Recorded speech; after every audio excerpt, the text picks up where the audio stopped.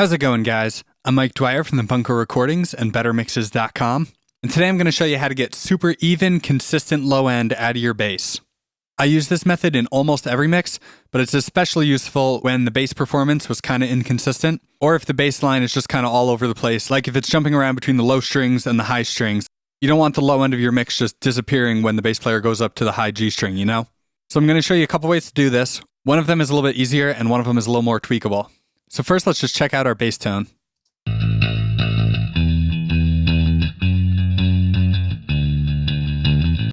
So this performance is really consistent, but our low end is still dipping down a little bit when he goes up to those higher notes. And for a big pop punk track like this, I just need it to be really, really solid.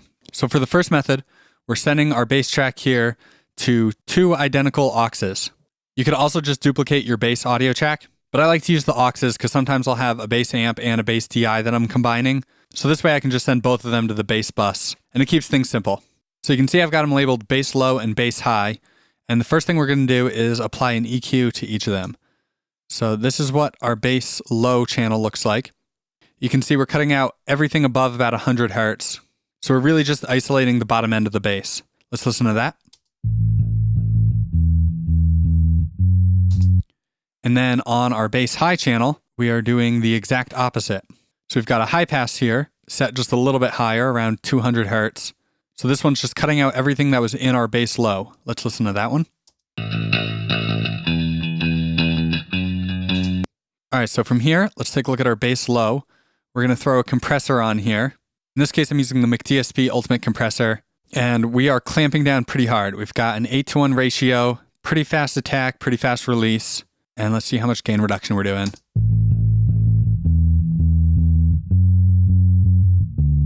So yeah, we're doing like 9 decibels of compression or something. You can see on the meter here, I'll play it again, but it is not moving too much.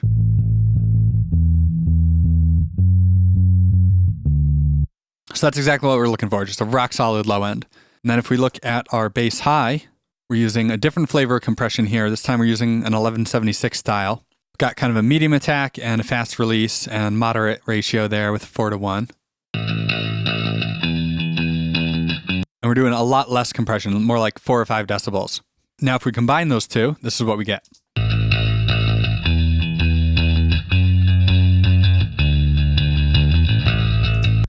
So now our low end is super solid and super consistent, and our high end is a little more open and less compressed. And a couple cool things about this method is you now have a fader just for the low end of your bass. So if later on in the mix you decide there's not quite enough low end in the track, you can just bring this up and you're boosting just the low end of the bass, but leaving the level of the mid-range and the high end alone. The other cool thing is this kind of opens you up to some more interesting possibilities. Like I'm already using different styles of compression on the low end and the high end, but you could also do things like adding distortion to just the high end of the bass.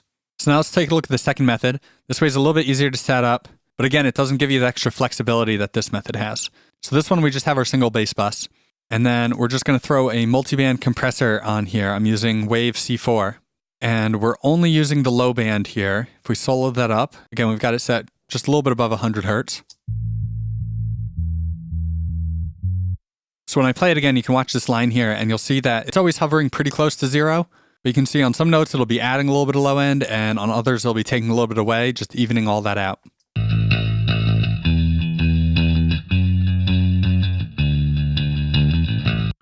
And then from there, you can throw on a compressor after it to get a little more consistency and shape the attack of the bass a little bit.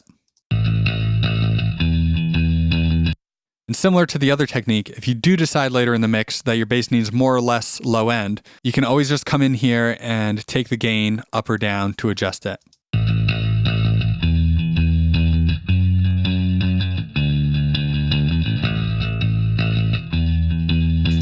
So try this out in your next mix. I almost guarantee it's going to make a huge difference.